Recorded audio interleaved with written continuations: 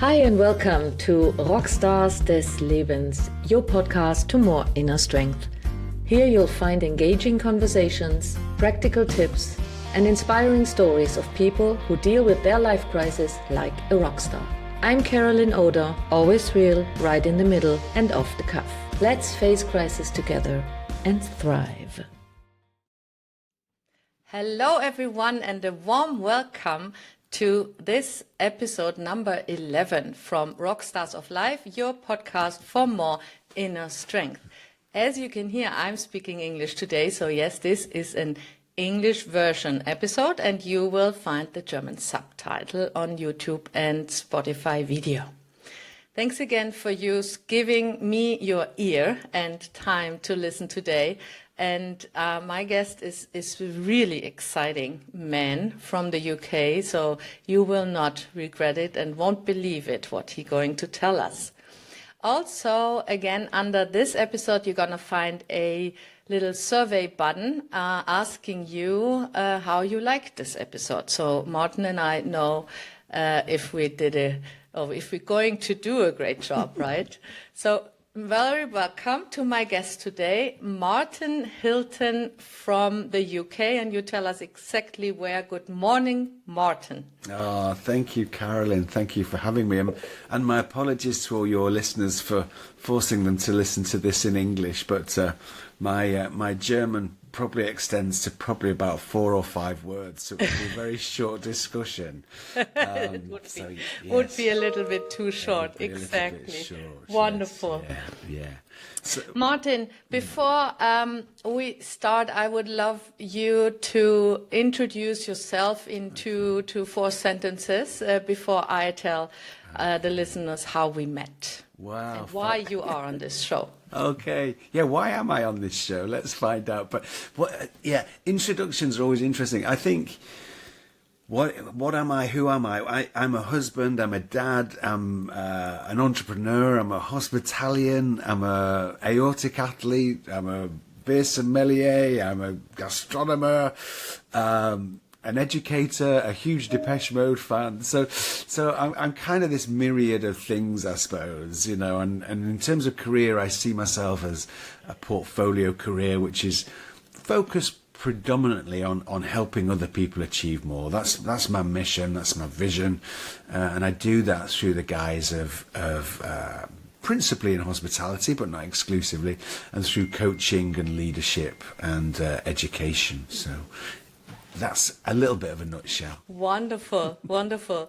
What I loved in your introduction, Martin, is who you are, right? Yeah. And you started with the husband and the father, and this is so important. Who you are, not what you do, right? Yes. This is wonderful. Not many people do that in their introduction, so I love it. How did I met Martin? It was last Friday when I was invited to Birmingham to give a talk on a nurses symposium, and there was a faculty dinner on Thursday night. So I was a little late because of the flight, and was the last one entering this restaurant, and there was a table of obviously my client, the Aortic Dissection Charitable Trust, and some other speakers around the table I've never seen.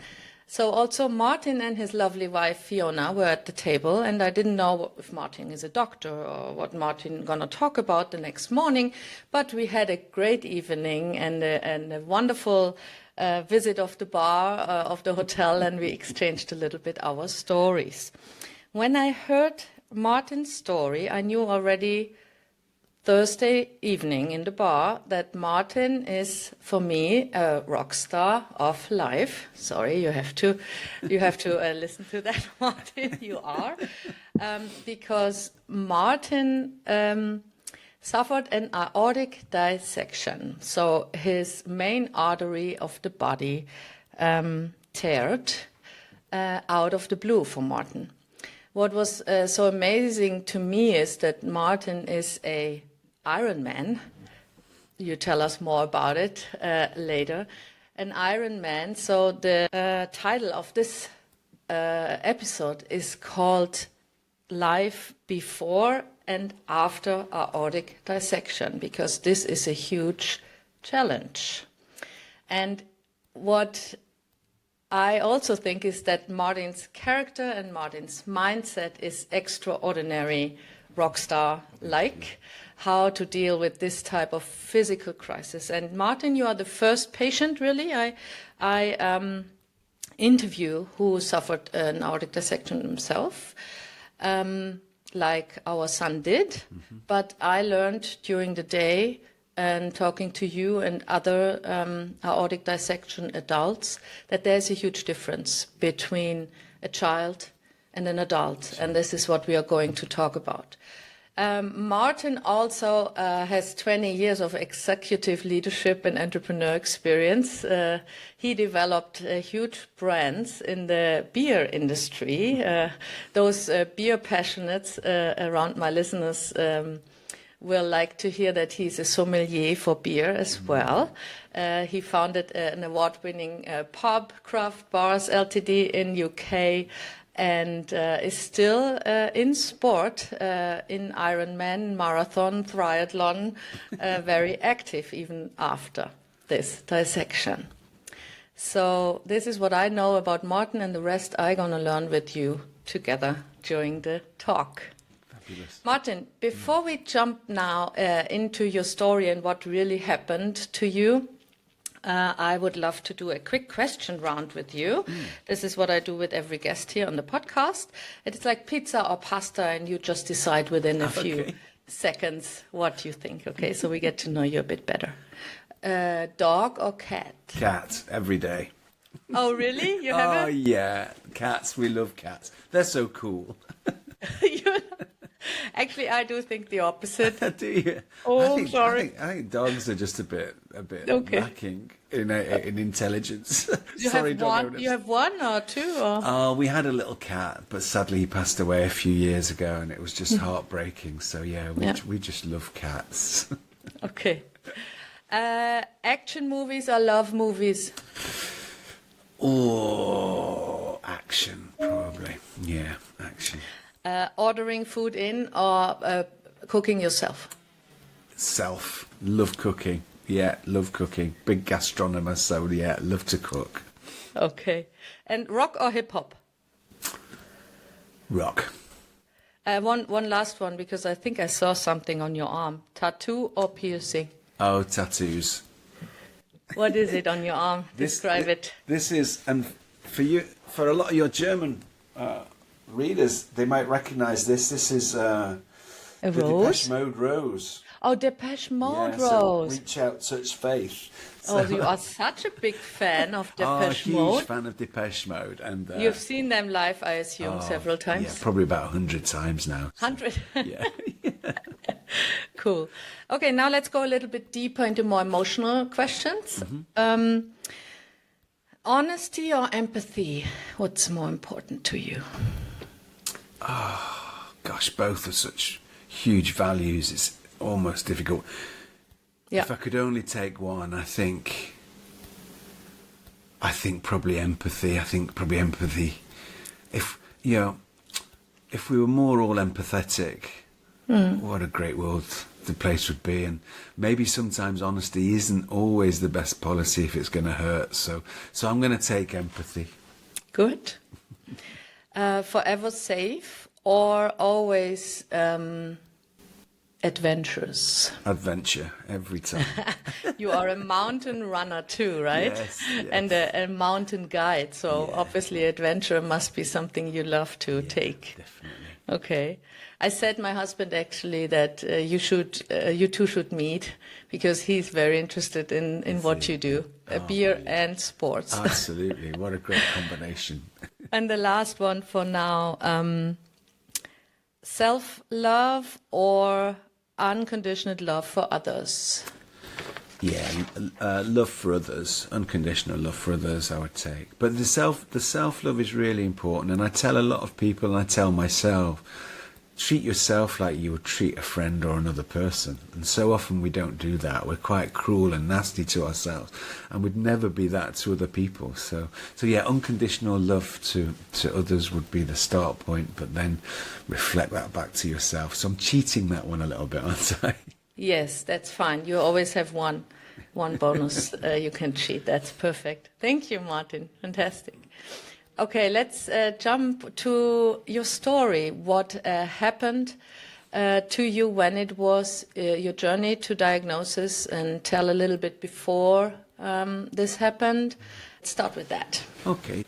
This kind of, I suppose the event happened back in 2020, just before lockdown, just before COVID got its grip on the world. So it was a bit of a crazy time. It was literally a few days before, and I'd gone out just for a short run with my lovely wife Fiona, and was running well. And I hadn't been running well actually up to that point, but that day for some reason I just was running well. But all of a sudden was kind of just experienced a strange sensation in my chest. It wasn't really pain, it just felt like indigestion. But it just felt a bit strange. It was something that sort of stopped me in my tracks. I knew something wasn't right, but couldn't understand what it was. And it just felt like I had indigestion. And part of me wanted to say to Fiona, look, just slap me on the back, bring this wind up like you would bring up the wind of a baby. But I didn't, thankfully, as it turned out. And anyway, we walked home. Walked most of the way, but towards the end of the walk, so I walked about 2 miles back, but I was getting quite weak at this point. So Fiona called for our daughter, one of our lovely daughters, to come and just pick us up. Mm-hmm. And so we did that. I got home. At that stage, started to deteriorate pretty quick. So I started to feel sleepy. Mm-hmm. Fiona recognised this, called the paramedics, who amazingly were out so fast. We had a first responder got to us first of all, a chap in our village who we knew. And I could tell at the time he was feeling a bit self-conscious because he was trying to get some readings. He was trying to take my blood pressure and other things. And I think he felt he wasn't doing it right, because I overheard a conversation when the paramedics came in later. He was trying to explain to the paramedics that he tried to take some readings but couldn't really get them. The readings he was getting on blood pressure didn't seem right. And the paramedics said, no, they were right. He's got very low blood pressure. And so the paramedics, bless them, kind of stabilised me, got a drip into me, took some measures and said there'd been a heart incident. They didn't know what that was at this stage. But of course, when you hear that, you think, gosh, was it a heart attack? And for me, that was just kind of like, wow, how has this happened? I mean, I could have been, hit, just hit by a bus. I wouldn't have been more shocked, because I was incredibly fit. I mean, I've returned to fitness pretty well, but before this happened, I was incredibly fit. Tell us about. Take us back into your. So probably over the previous sport career. Yeah, so I used to play football, but not to a great stage. And then when having the family, football was kind of getting in the way a little bit. And in my early 30s, football was kind of coming to the end anyway. So I wanted to stay fit, and I started running. So I started running and really enjoyed it. And it just led on and on and on. And of course, with running, you can take challenges. So it was kind of like, okay, let's do a half marathon, let's do a marathon. At the same time, I started liking the idea of cycling, so got cycling, spent all the money that you do on getting better and better bikes and cycling more and more. And swimming was always a bit of a strength, so it's kind of like, right, let's do a triathlon, and that became my passion. Oh, wow. And so I went through the sort of triathlon cycle of doing small ones, standard ones, Olympic ones, and then getting towards thinking, let's get into Ironman. And at the same time as that, I was a mountain leader, so I was doing a lot in the mountains, fell running, you name it. I was kind of all over it. It was all about challenge. What can I do? How can I get myself fitter? So I was incredibly fit. And a year before the dissection, I achieved my first Ironman. So that was an incredible achievement. Where did it? Tell us, because I had an impression during your talk in Birmingham. I'm going to share with the listeners in a minute. But those who do not know a lot about Ironman, like I do. And the listeners, what does it mean? Where was it? Take us to the whole event so that we can imagine a little bit better what it means. It's amazing. It stays in my mind so clearly today. So, yeah, it's the penultimate, really. Well, no, it's the ultimate. It's the ultimate triathlon you can do. So it's the biggest triathlon, and so it's still the swim, cycle, and run, but the distances are far greater. So, can you tell us in metrics the distance? Oh gosh. Do you have a? Can you recalculate? Yeah, I might have to. So if I say it in miles, first of all, we'll try and work that through. So yes. So it's a 2.4 mile swim to start with. I do it while you talk. While you talk, I will. Those listeners who know math already say, "Caro, you have no idea." Here, 2 kilometer. So. A 3.86 kilometer swim. Right. That sounds right. Okay. And then it's 112 miles on the bike. What the heck? 112 miles in kilometers? Oh, it's only 180. That's it, 180. I was thinking 180. Kilometers on the bike. And then it's a marathon, so 26.2 miles. Yeah, 42. This is, I know, at least. 42 kilometers run. So, okay. And you do this after, how long does it take? What comes first, second, third? So first of all, you're in the swim. So you set off, you're into the swim, and then you're like into... with thousands of people, or you run in a lake or in the ocean? So I did mine. So they have these events all over the world, but I did mine in Italy, in Cervia, in Ramallah. And yeah, it was a sea swim.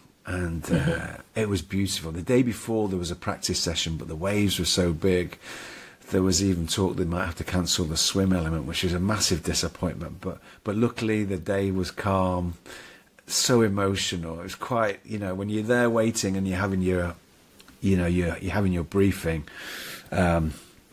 It's quite emotional, it really is. And you've got to stop yourself sort of choking up. I was trying to just calm myself down, not let myself get too emotional. But off you go with the swim, and it's kind of like just a continuous stream of people. So you're in the water together. Obviously, they can't start sort of 2,000 people at once, but you're kind of in there. And there's a great camaraderie amongst people. So a great sort of brotherhood, you're all in it together. You've got to this stage, you've done all the training, you've had to prepare and think, and so it's good fun. But you set off on your swim, and of course that's you're in your own space, you're in your own world, and it was just wonderful.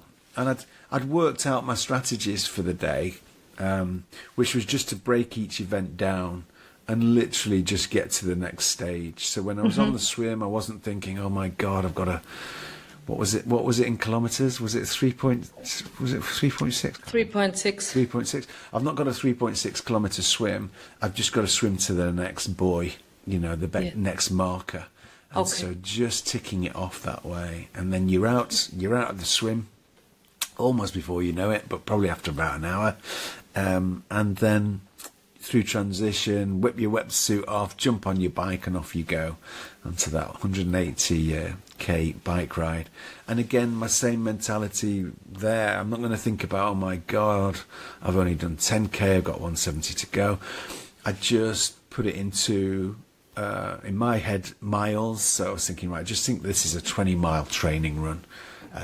Bike ride, so 20 miles on the bike, and then obviously when I do that, I just reset the marker in my head, right, another 20 miles, another 20 miles, another 20 miles, and eventually you get there and you go, wow, I've only got 20 miles to go. And then so the mentality, you stay on top of your mentality, because I think the great thing with the Ironman, it's 3 disciplines, but it's really considered to be 5 in a sense, because you've got the big swim, you've got a big bike ride, and you've got a marathon at the end of it. But what gets you through it is, first of all, nutrition. So if you're not taking on nutrition and you've not thought about that, you're just not going to have the fuel to do it. You can be as fit as you want, you will not succeed. So you've got to do that. And I read into that a lot. And, of course, you can just take athletes' gels and all those sorts of things, but your stomach doesn't like those over a long time. And you just get bored of them, So I'd done a lot of research, and it was about trying to eat real food as you go around. So one of the things I loved and I used during training was, and this is more of an Americanism than something in Britain, but peanut butter and jam sandwiches. So Yes. I don't know if that's something your listeners will connect with. But I know PB&J. yeah, PB&J. So I'd made peanut butter and jam sandwiches. I'd cut them up into small cubes, and I had those in my pockets on my bike shirt. And literally every 15 minutes, I would have either a little square of a sandwich or a little jelly or something like that. So just every 15 minutes, something going in, and then constantly drinking the water and bits and pieces. And you just sip, and very little and very often was the trick. So I did that, and then. Yeah, the other really big one. So nutrition is a big one, and then the other one is mentality. You know, again, you could be really fit, but if you've not got the mentality to get through it, and you can't coach yourself through it, it's going to be a struggle. You've got to really want to do it. The Ironman finished with the run, and again, an amazing lesson for life was knowing that. So I was running through. I would walk through the feed stations where you would take on water, but then I'd keep running again once you come out of those. So I was running through, but clearly very tired and running pretty slowly. Mm-hmm. But as I got to the end, there was a chap in front of me who had been very slowly catching up, I think, and now... A chap is meaning a man? Oh, yes, sorry, yes, a man. Okay. There was a man in front of me.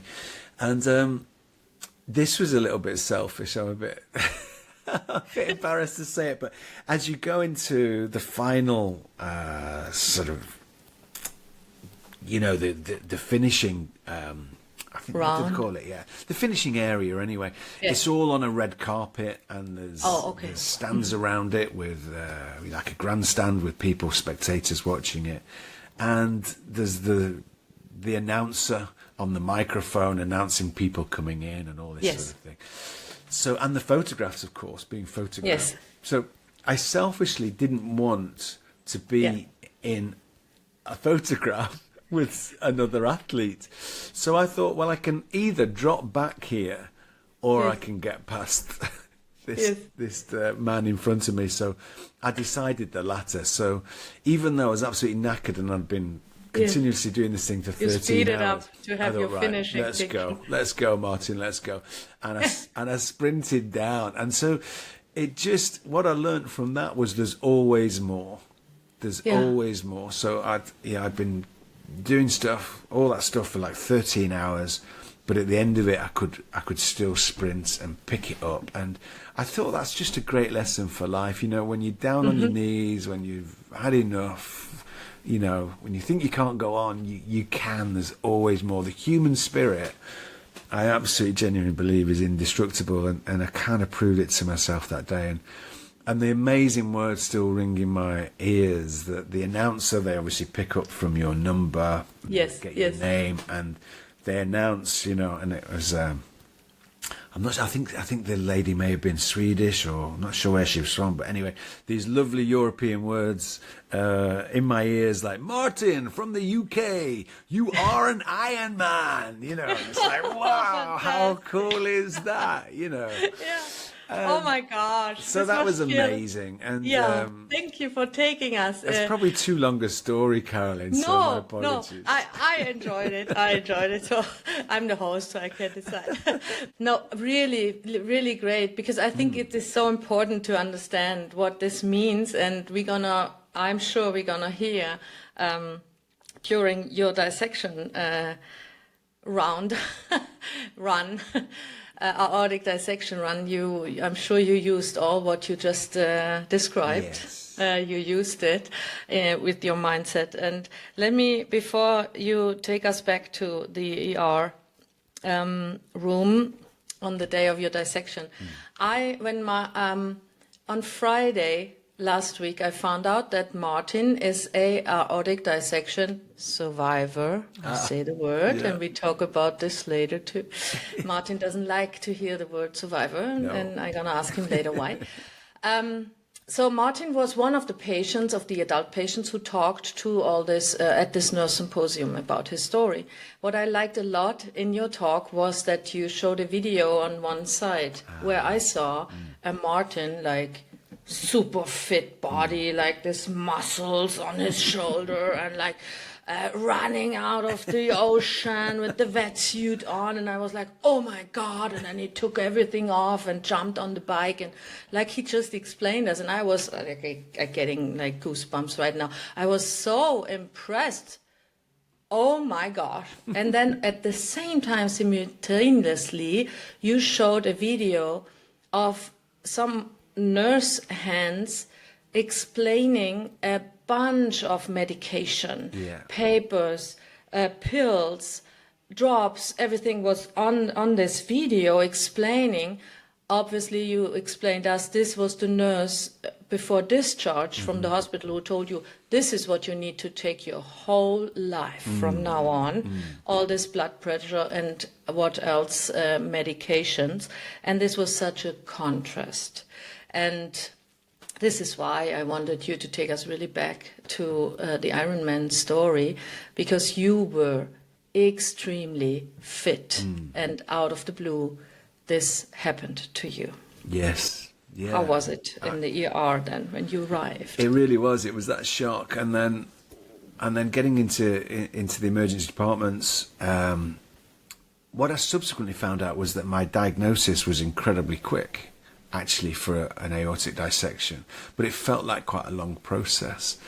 So there was a series of scans. There was, 3 or 4 different scans going on. Was it a big hospital you ended up? Was it like a local one? Was it a university one in a larger city? So it was. I was taken to Chester. No, it wasn't a university one. So I don't think it's a university one.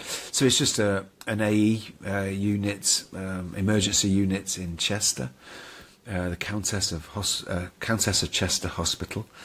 And I was so fortunate that I was diagnosed correctly, but I didn't know that at the time. I just thought I got diagnosed, and it was only subsequently that I realised that up to 25% of people can be misdiagnosed, because the crazy thing was I didn't go into hospital kind of with an obvious injury or an obvious pain.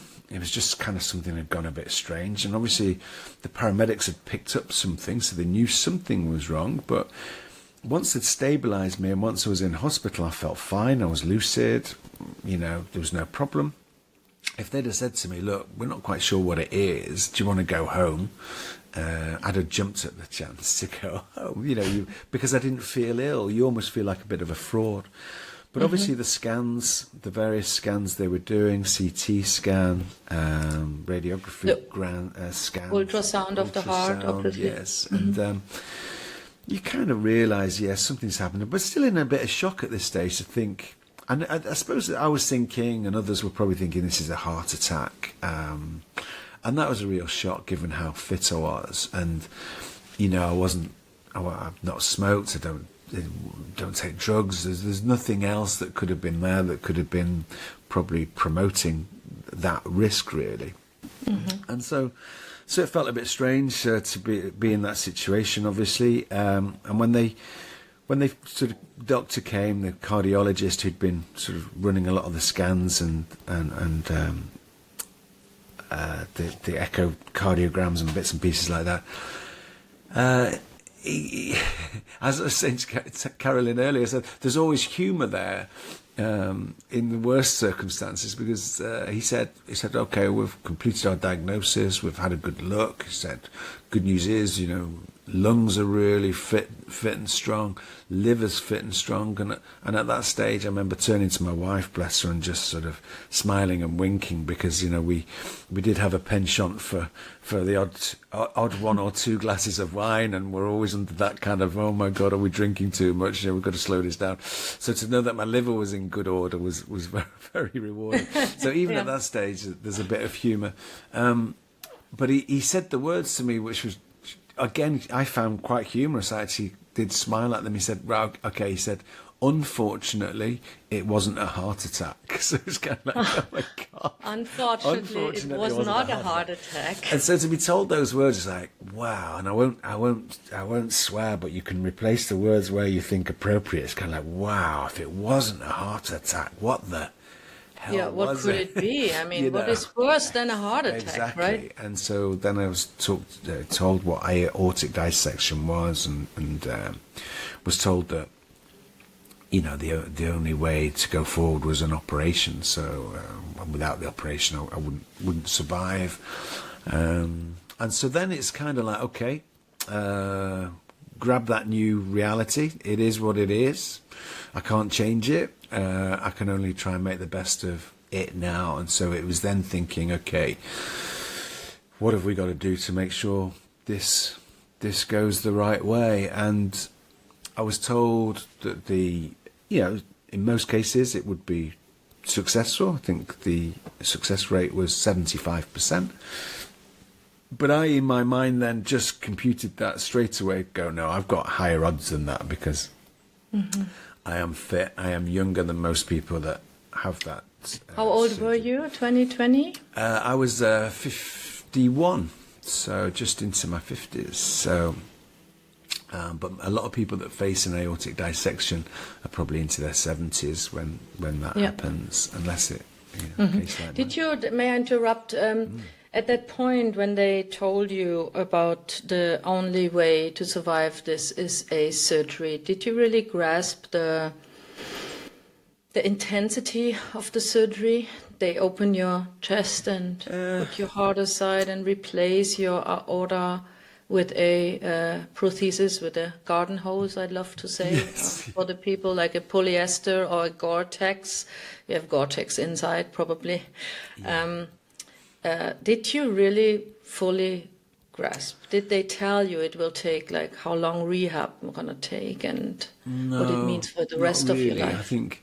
I think the perspective I sort of latched onto was just that, you know, there's going to be significant surgery. I knew it was going to be opening me up, because I remember when the cardiologist said, "What, you know, it's unfortunately it's not a heart attack, it's aortic dissection." It's kind of okay, and said, "So what does that mean?" So we're going to have to operate, and I said, "How will that happen?" And he didn't actually say anything. He just moved his hand to the top of his neck and moved downwards through his chest, you know, signifying that it would be opening me up. And I remember that point. That was a point of, that was like, that was a real point of disappointment. I suppose in my head, without even knowing the answer at that stage, I was hoping he'd be saying, okay, it'll be keyhole surgery and we'll do this, that and the other, but it wasn't to be, because I suppose I knew the risk of any surgery like that, because you can be fit and healthy and the operation can go really well, but you know, you're opened up, you can have other problems, you know, you can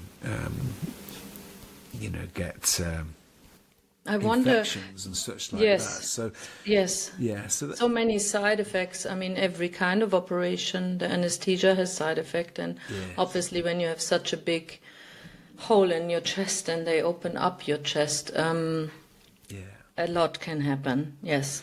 And you do sign for all of this, and I'm pretty sure you haven't read through the entire text. No. Did Fiona do you know if a vascular surgery, was the surgery like the same night or the next morning? Could they properly plan it with the same day? So I think we'd started the run around about early afternoon, and then I was into the Countess at Chester round about 2:00, and then I think the surgery, unfortunately they couldn't do the surgery at Chester because it wasn't a hospital that was capable, so they had to move me to Wythenshawe, Manchester, which is about an hour away.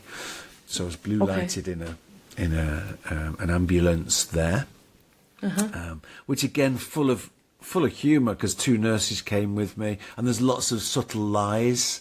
And so that's why your question before about honesty is quite a nice one, because I was told lots of little white lies. So it was explained to me that there was two going in because this junior nurse hadn't experienced this hospital, and so therefore there was two of them.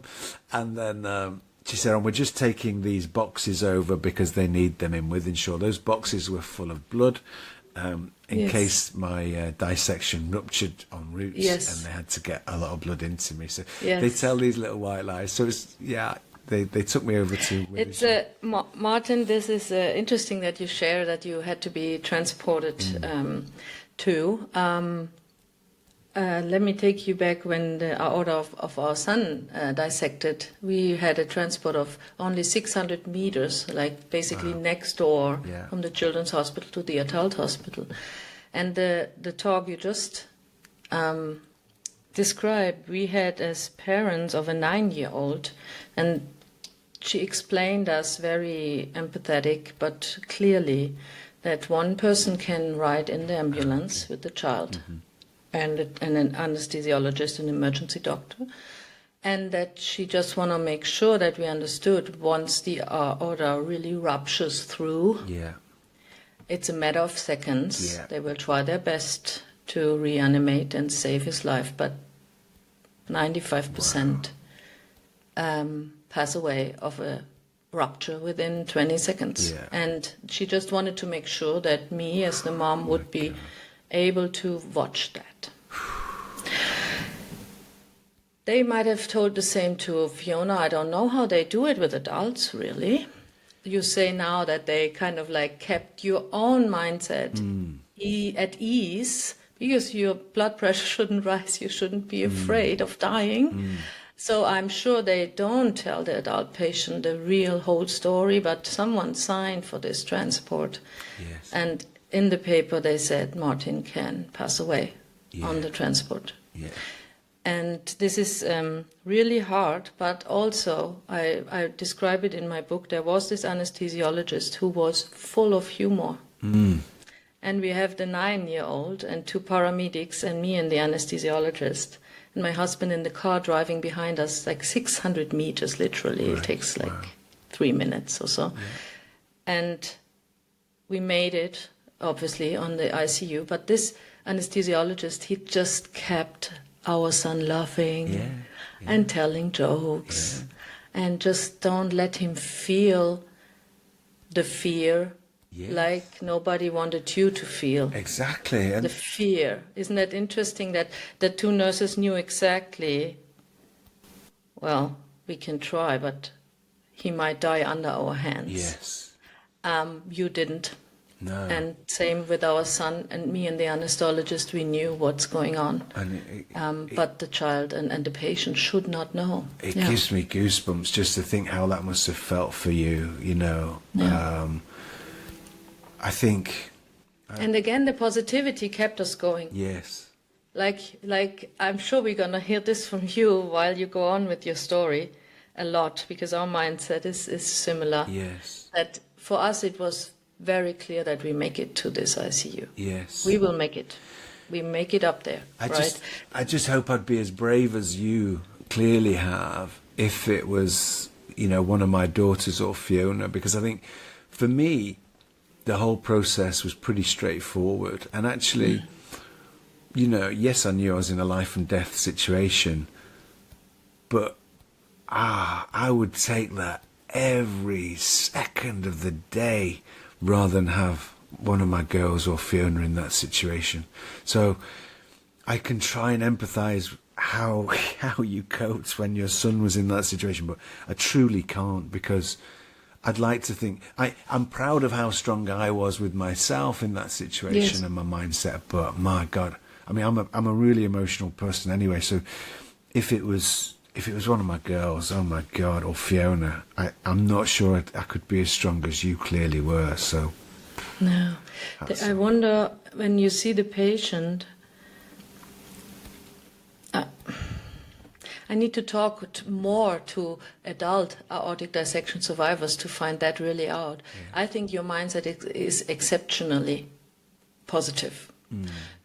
Because I do think that a lot of adults do have the fears coming up when they hear your only solution is this surgery, we need to transport you to this other hospital, blah, blah, that a lot of adults' minds will go towards the negative and the fear. I believe, That's why you are exceptional in that sense. I can only compare it to a 9-year-old child, which is totally different mindset, right? Something happens, you tell your child what happens, and then the child trusts you, and then they just mimic the mindset. Yes. You show them, right? Mommy and daddy are not afraid, so I don't need to be afraid. Yeah. So, but for an adult, it's a total different story, and you can be extremely proud about your mindset, and this is what I heard from the Ironman, like you put the bike ride into small 20-mile sections, or the swim. This is, I'm sure you did it the entire stay, and like you accepted so quickly the fact, it is how it is, I can't change it. That's a true rockstar's mindset, really. Yeah. It just seemed the logical way, really, and I suppose. Yeah. Yeah. So you made the transport, obviously. Made the transport of it, and again, it's just so much humour, or things to look back on that make me smile. Because we got to Wythenshawe Hospital where the operation was going to take place, and I get wheeled straight into this sort of theatre area, which I'd never seen that sort of environment before. Yeah. And there was so many people there, so many clinicians there, and I'm kind of looking the OR area, you're talking about the OR, operating room area. Yes. It's involving so many people, And I the saw- pre-op and the anesthesiologists and the, oh my goodness, the And OR nurses, lots of- before even your surgeon comes in. Exactly. So many nurses and so many people doing things. And I'm just kind of obviously lay there just watching all these events unfold. And there's only me there as a patient. There's no other patients anywhere. There's only me in this big room. And I'm kind of looking at all these people and going, why are all these people here, mate? And I thought, oh, this is good. They can't be busy today because there's all these people just looking after me. So they mustn't have anything to do, which is a good thing. So. And it's only in retrospect you sort of reflect on it, you maybe learn a bit more, and you realise all these people are there because they've all got an important job to do on you, and they're all doing different things. And then it came to being I just put to, the anaesthetist came and I always had that discussion. And I remember saying goodbyes was interesting. So to Fiona and to Ellie, who was with us. Ellie is one of our wonderful daughters. Beth was away. Beth was in London. And I had a conversation on the telephone with Beth, which was quite a tough one to think about because I didn't want her to know the full extent, really, of what was about to happen. What was the age of your daughters at that time? So this is going back 5 years, so they'd have been early 20s. Okay. So, okay. Yeah, early 20s. How much did Fiona tell them beforehand? Do you know? Well, Ellie was with us, so she was getting everything as we were getting it and understanding it. And I think I'd spoken to Fiona as well, and we agreed we didn't want Beth to panic. Yes. Yeah. Didn't want her because she would be trapped in London, basically. Yeah. I mean, ironically, she'd already planned to come up because COVID was coming, so it was kind of like it was. I don't know if it was the same in Switzerland or in Germany, but everyone was trying to escape back home before the lockdown locked everyone down. Yes. And so Beth was planning to come back up in any case the next day. So it's like we'd kind of agreed, well, just keep it to that. Let's not have her doing anything crazy and rushing around to get here any sooner. So I spoke to Beth on the phone and just said, look, something's happened. We're not quite sure what it is. I've just got to have a procedure. So, but I'll see you tomorrow, kind of thing. We sort of kept it at that. And then it was a tough moment, really. And probably the toughest moment I had was then talking to Ellie. So this was in sort of saying, I suppose I phrased them as goodbyes. It was, but only a goodbye. It was in my head. It wasn't a high risk goodbye. I never ever counted the possibility that I wasn't coming back and wouldn't see them again. So it was only like, okay, I'll see you tomorrow, kind of thing. But you kind of, I suppose you both intuitively know that, look, right, just in case, this is a little bit of a goodbye. And yeah, that was a little bit. It's tough looking back on it now. Yes. At the time, it just seemed really natural. It wasn't a problem, you know. It's almost like, you know, death is death. You know, none of us can cheat it. Ultimately, none of us probably truly know when it might happen. The only thing that is sure is one day you're going to wake up and that's going to be your last day. And so it was almost matter of fact. It wasn't overly emotional. I mean, I may have been on pre-meds at that stage as well, which I'm sure probably having some effect. But my mindset was still strong. But the one thing that did get me a little bit upset, and consequently going back to it makes me upset, is I had a conversation with Ellie, who's our younger daughter, but only by a couple of years, but she's slightly younger than Beth. And I said to Ellie, I said, look, I've had a conversation with Beth, relayed what I've just talked about, and I said, if things don't go to plan, I want you to tell Beth. This is getting tough, I'm afraid. I want you to tell Beth that it didn't matter that we didn't say goodbye, and that I wanted to pass on to Ellie that, look, because my worry was if something went wrong, Beth would feel that she'd not had a chance to say goodbye to her dad. Whereas Ellie, as tough as it was, she was in hospital, she had that opportunity. So I somewhat selfishly but pragmatically asked Ellie, look, if the worst happens, could you pass on this conversation to Beth? It doesn't matter. I didn't want to say goodbye. And I had no intentions of going, so... Yes. So, apologies. So... Well, no, I think it's important, Martin, actually. So that don't wanna be acting like your therapist, whatever. But it is, as you know, so important to let those emotions out whenever they come. If it's 5 years later, but you visited back. That's why I'm thankful you agreed on this podcast to talk about what happened to you. Is obviously bringing up those emotions, and I think I'm very thankful. No problem. You show them. And but then after those goodbyes, it was straight into okay. It was almost a bit of a relief then, because again, I didn't have the mindset that I wasn't coming back. I had the mindset I'm coming back, and so I needed to get those goodbyes out of the way. And then the anaesthetist, as the needle went in, I've just got positive affirmations going through my mind. Right, and I'm just telling myself, right, I'm strong, I'm fit, we're getting through this. I'm strong and fit, we're getting through this. And those were the things I was saying to myself. And then, of course, that's it. You're out.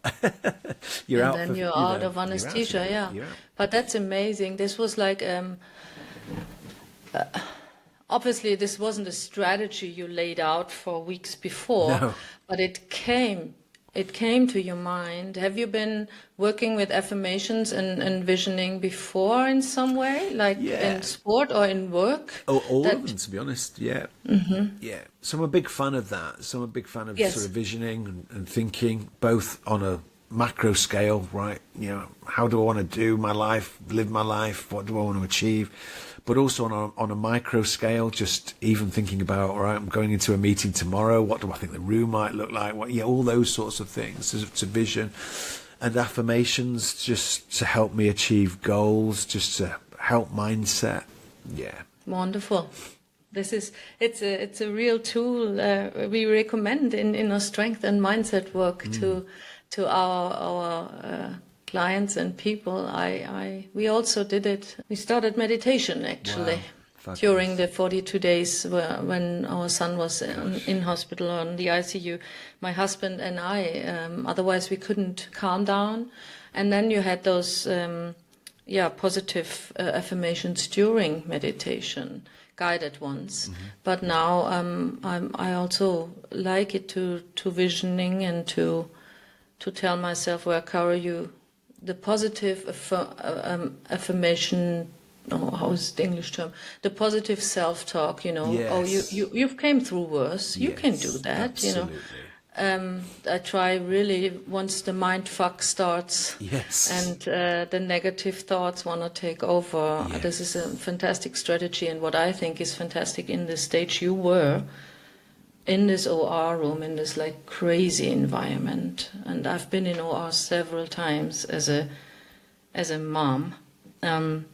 I know how threatening it can look to some extent. Mm-hmm. People are super concentrated, and once I cannot even imagine when it's about you, they do this all for you to save your life, that you then come up before you get the mask and the anesthesia and you are out, that you start to say, Martin, you're going to get through this. You are fit. You are more than the 75% success rate. And that's awesome. Yeah. That's wonderful. Let's give this out to a tip. If anyone, I don't even know if this is achievable to really think, but some people who might go into surgery, a planned surgery, this is definitely a way to get your mindset up for this huge life event, what's going to happen. I think this is really a tip we can give to all the listeners about inner strength and mindset. Definitely. When there's a scheduled event, affirmation and visioning is really a tool. Yeah, I totally agree. I think we don't know quite how powerful the mind is, and I think we probably underuse it. And I know my mind, although my conscious mind wasn't active, I wasn't awake, obviously, during the theatre, during the operation. I know my brain was still, my brain probably wasn't working a lot, to be honest, because they put you into a deep freeze, basically. But it will have still been doing something, so... Absolutely. So the surgery went according to plan. How was the days after on the ICU? Any setbacks? No, nothing in the first sort of week. It was great in many ways. So waking up was great. I think the first words I said. Well, I know the first words I said to Fiona, because Fiona was there when I came round, which was wonderful. But I remember precisely just coming round, and then Fiona being there. I don't remember seeing her. I couldn't really see so much, but I remember saying the words, "So I'm part of the 75," and she said, "Yes, you are." And then I just zonked out. I'm part of the 75% survivors. So those were our first conscious words, and then I just crashed out. And then you're just incredibly sleepy. Yes. And they're obviously taking tubes out, doing all sorts of things. But I woke up when I started to come around, probably about a day later, when you're consciously coming round more. I just felt great. I just felt so happy to be alive. Did you touch your body to feel the bandage? Well, yeah, it was so bandaged up. There wasn't much to do, but I was full of tubes, full of wires, all sorts going on. But it didn't bother me, to be honest. I was just grateful and humble to just still be there. And it's a bit of a strange contrast, really, because I expected to live. And that was my mindset. But when I got through it, it's just massive, humility in the sense of just being so humble.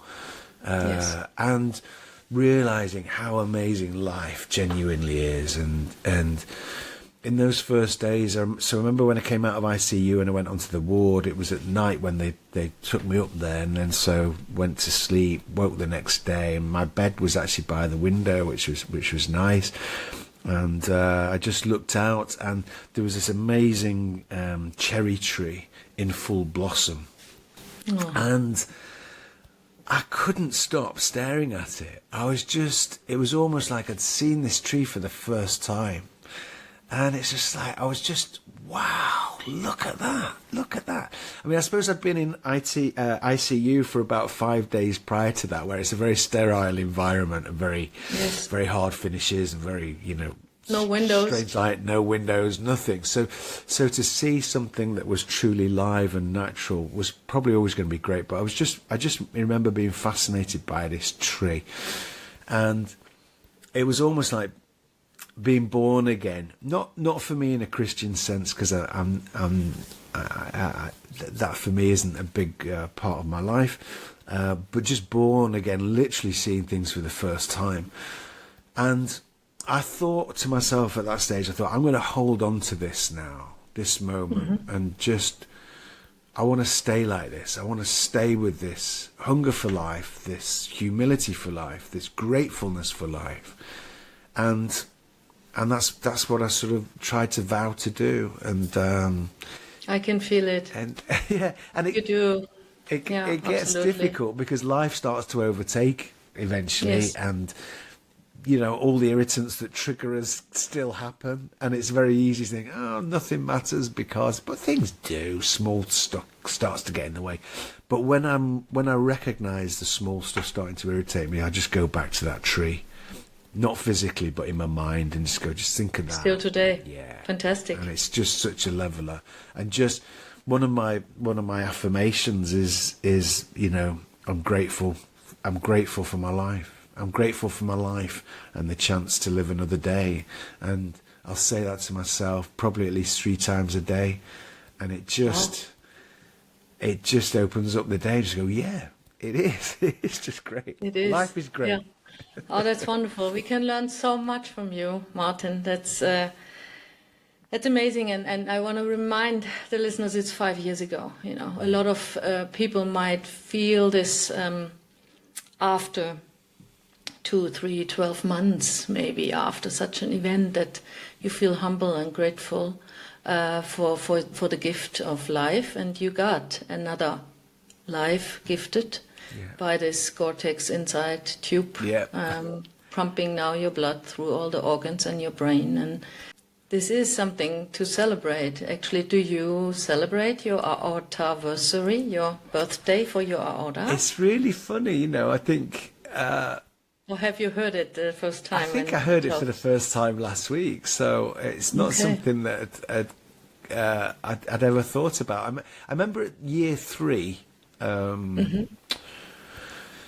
remember kind of being more conscious of it. So on the sort of 3rd birthday. But well, at least Fiona, you and the 2 girls can raise a glass on it of a good wine and say, Happy aortaversary, Martin. Yeah. It's maybe something. Which day is it, by the way?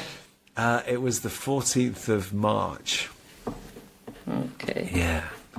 And so I think on year 3, on the 3rd anniversary, I was more conscious of it because I just realised statistically that after 3 years, there is, sadly, within 3 years, there can be some deterioration. After 3 years, it's kind of figured that things have settled a bit. Yeah. Let's come to today. You have still checkups. How often do they want to check? My care has been amazing, and we're so lucky that we have the National Health Service, and it's much maligned, and politically it's kicked around in England constantly. But I mean, gosh, my care is running into the millions of pounds quite easily. Yeah. And so every year I have 2 scans. I have a meeting with my surgeon, the amazing Mr. Mehta, who in my eyes is my God, quite literally. What they can do is just a wonder, right? Incredible. Vascular surgeons and heart surgeons. Yeah. Yes, yeah. So that's my treatment. So the scans obviously keep a check to make sure, because there is some residual dissection still, which they couldn't quite sort out. So they keep their eye on that.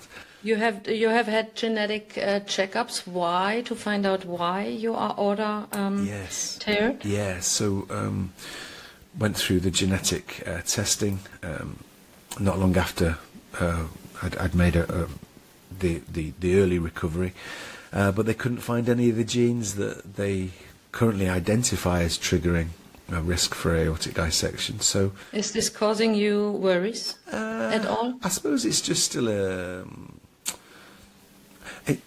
I'm just still bewildered, not bewildered, because I just accept the reality of it. But it'd just be interesting to know why, what caused this to happen. But what causes anything?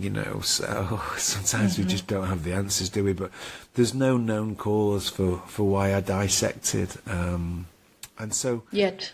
yes, Yeah, indeed. hopefully. So I am kind of mindful, especially after last week and learning a bit more, to think maybe I'll ask the question again, because 5 years ago they were looking for 31 different genes that... Every year they discover new ones, luckily. Now I think the population of those genes is up to 71, so it could be...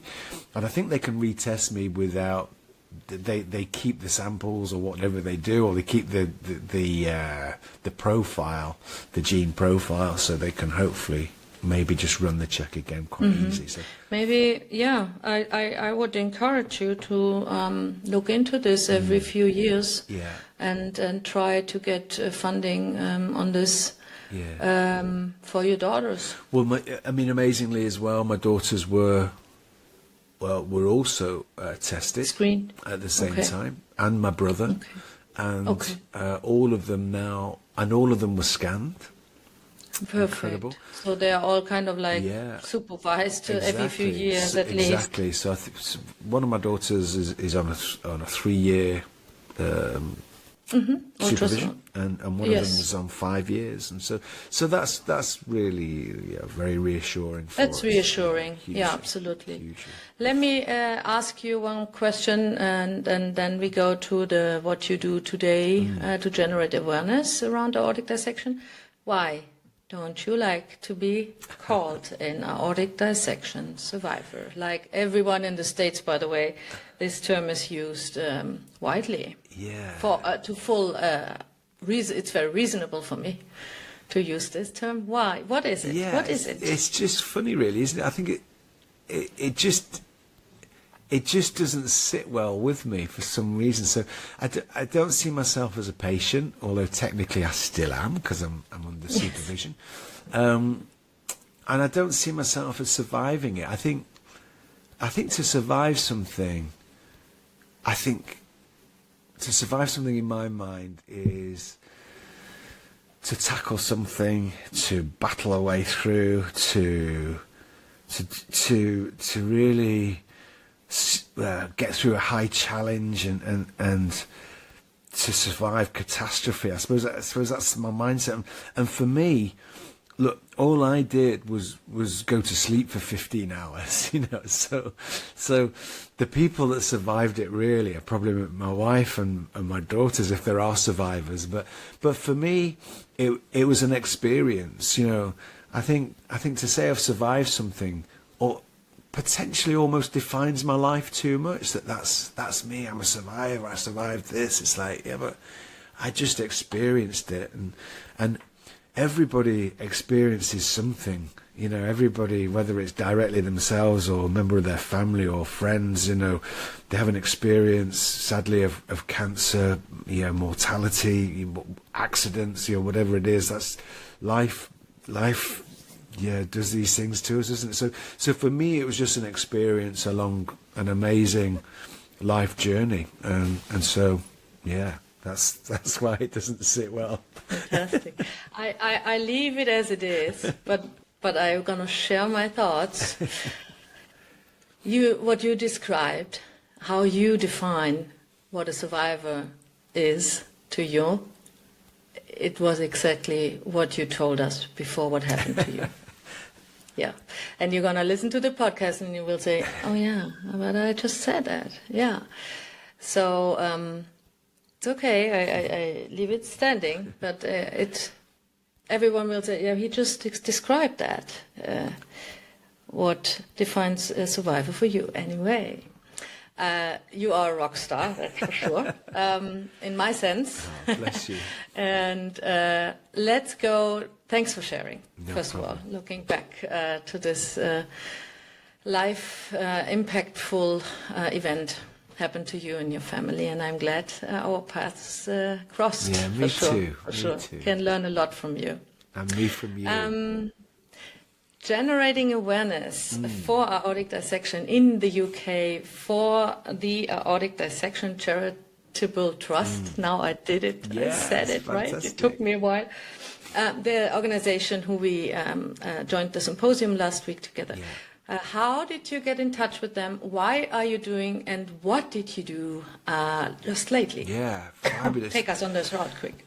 So I came across the charity, oh gosh, it will have been only maybe 2 years ago, I think. Okay, so like 3 years after dissection. Yes, and my surgeon had wrote me a letter saying there was an event taking place and would I like to go. It was an event that was open to medical people and clinicians, but also open to lay people and general public. So I thought, let's go along, and there was various speakers there, and it really opened my eyes to aortic dissection, because at that stage I'd only got my own experience to build my knowledge. I hadn't gone on a sort of crusade of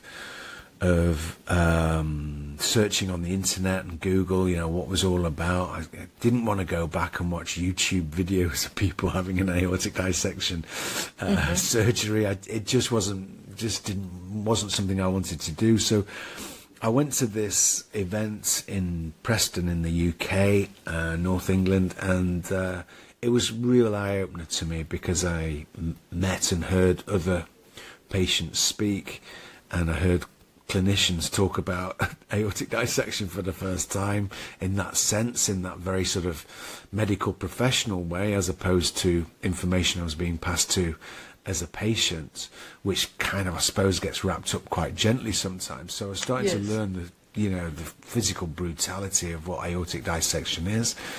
I heard different stories that were just eye-openers and made me realise that actually my story and my experience with aortic dissection was really straightforward, really successful, but which at that stage I didn't think it was. I thought I'd been through something pretty traumatic, I suppose. But it made me think, my version, as opposed to lots of other versions, mine pales into insignificance, literally, because I met people that had lost loved ones because of misdiagnosis. Indeed, the charity founder, the amazing Catherine Fowler, lost her father through aortic dissection, who was misdiagnosed. And again, one of the trustees, Pauline, the same, lost her son through misdiagnosis. So for me, having realised how lucky I was to survive the dissection, I used the word survive then, didn't I? That's unusual for me.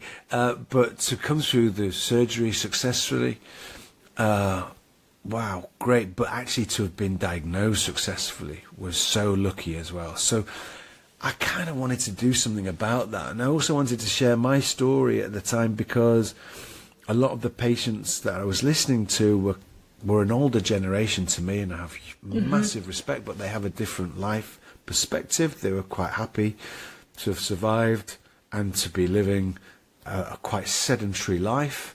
But you were so much younger, and coming from this fit extreme sports person, right? And the older generation probably happier to be safeguarded by the drugs, medicines that are recommended and all those things. I was facing a different journey at that stage, because I was trying to get fit again, and I was on beta blockers and other drugs that disadvantaged my ability to get aortically fit again. Yes. And so that was of interest to me, and I found I got into a table conversation that was fantastic with some medics there, and they said, well, you should speak to the charity and go and speak to Graham and Catherine. So I did exactly that, and that kind of opened up then, and we started some dialogue, and I got involved with them.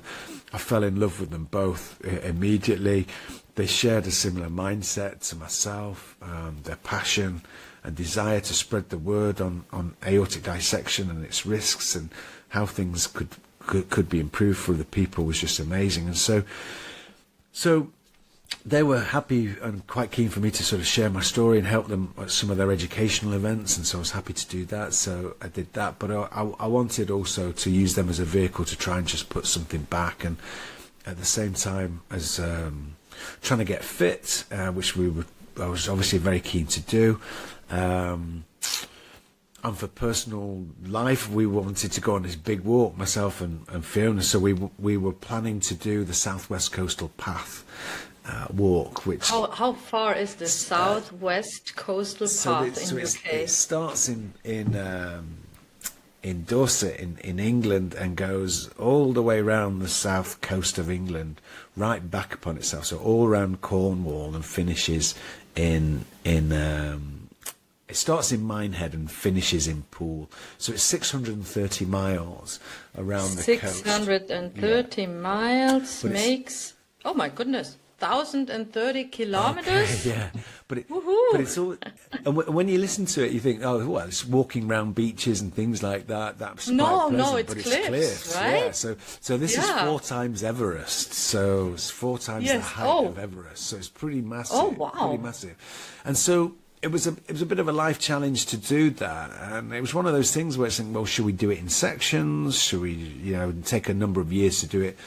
And we just decided, hell, let's just go and do it. We've kind of got that.